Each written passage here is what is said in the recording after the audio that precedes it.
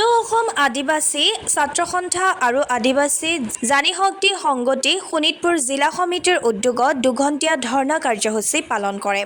Tezpur court চাৰিআলিত আশা শতাধিক কৰ্মীয়ে তেওঁলোকৰ কেইবাটাও দাবীত এই ধৰ্ণা কাৰ্যসূচী পালন কৰে।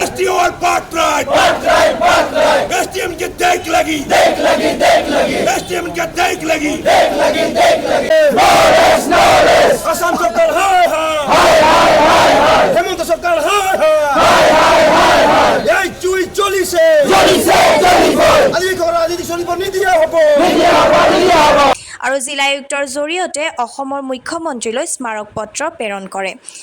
আশাৰ মূল দাবীসমূহ হ'ল আদিবাসীসকলক অনুসূচিত জনজাতিৰ মৰ্যাদা প্ৰদান কৰা, আদিবাসী জনগোষ্ঠীসকলক শুদ্ধ জাতিগত প্ৰমাণ পত্ৰ প্ৰদান কৰা, চাহ শ্ৰমিক আৱাস গৃহ আৰু ভূমি পট্টা প্ৰদান কৰা আৰু চাহ শ্ৰমিকৰ দৈনিক ভাত্তা 551 টকাকৈ প্ৰদান কৰা।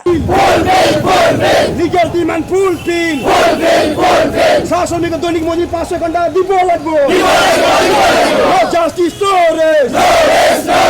ল্যান্ড पट्टा देना होगा जनगोष्ठी हमारे कास्ट सर्टिफिकेट तो दिया तो बंद करो कास्ट सर्टिफिकेट भुआ सर्टिफिकेट दिया तो बंद करो ए चोई चली से चलिबो आदमी को राइटिंग न चलिबो बिजु सरकार आदमी को राइटिंग न चलिबो হেমন্ত সরকার হায় হায় আমার খদ অসমাজী ছাত্র সন্থাৰ আমাৰ দীৰ্ঘদিনীয়া দাবী হয়।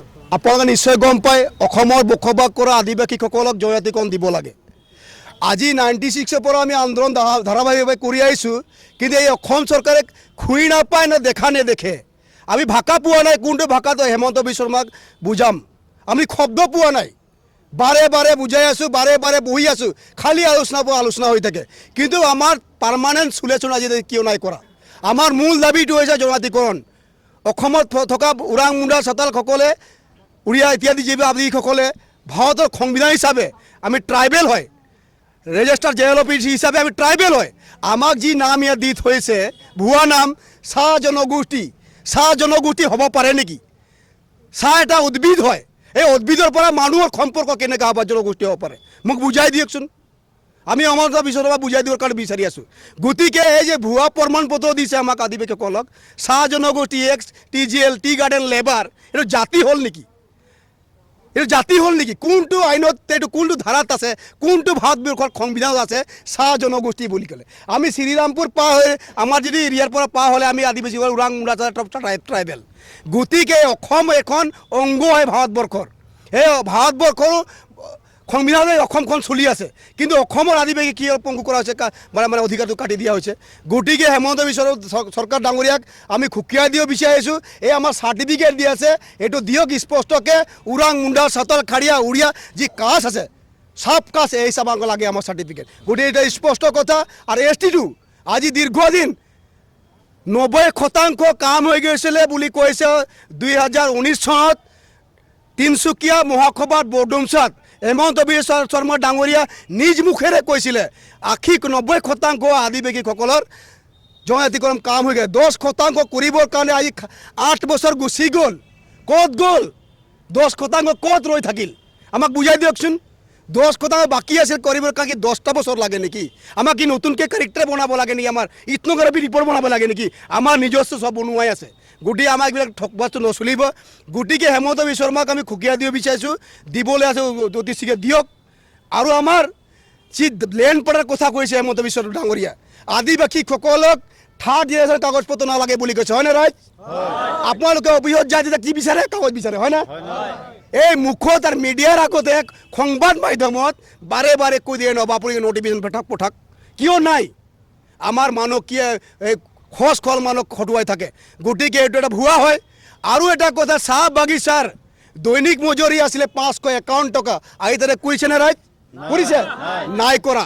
আজি চাব লাগে, যিহেতু ইলেকশ্যন আগমুহূৰ্তত আছে, চাহ শ্ৰমিকৰ বাগিচাবিলাকৰ 5,000 টকা একাউণ্ট ভৰ্তি কৰি দিব, হয়নে? আমাক 5,000 টকা লাগে নেকি? আমাক অধিকাৰ লাগে, আমাৰ অধিকাৰ লাগিব। এই 500 ব্লেকমেইল কৰি ভোট ল'ব বিচাৰি আছে নেকি? এই আগমুহূৰ্ত ইলেকশ্যন আমি 5 বছৰ দৰমহা হয় নেকি? আমাৰ আমি বিচাৰিছোঁ ST কাষ্ট সার্টিফিকেট ভূমি পট্টা সাসবে দৈনিক মজুরি এ পার্মানেন্ট সলিউশন আমাক লাগিব।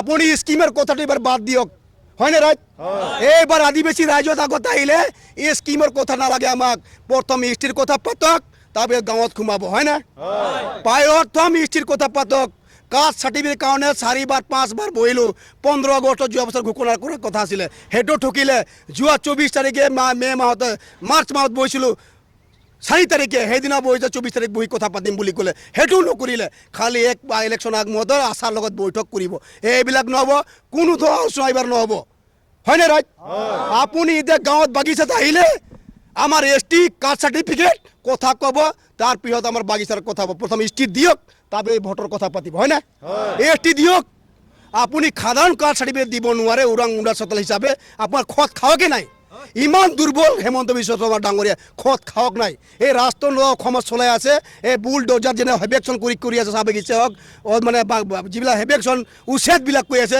এইবাৰ আদিবাসী ৰাজ্য হেমন্তক উচ্ছেদ কৰিবৰ কাৰণে বাধ্য আছো হয়নে এইবাৰ হেমন্ত চৰকাৰ আমি উচ্ছেদ কৰিম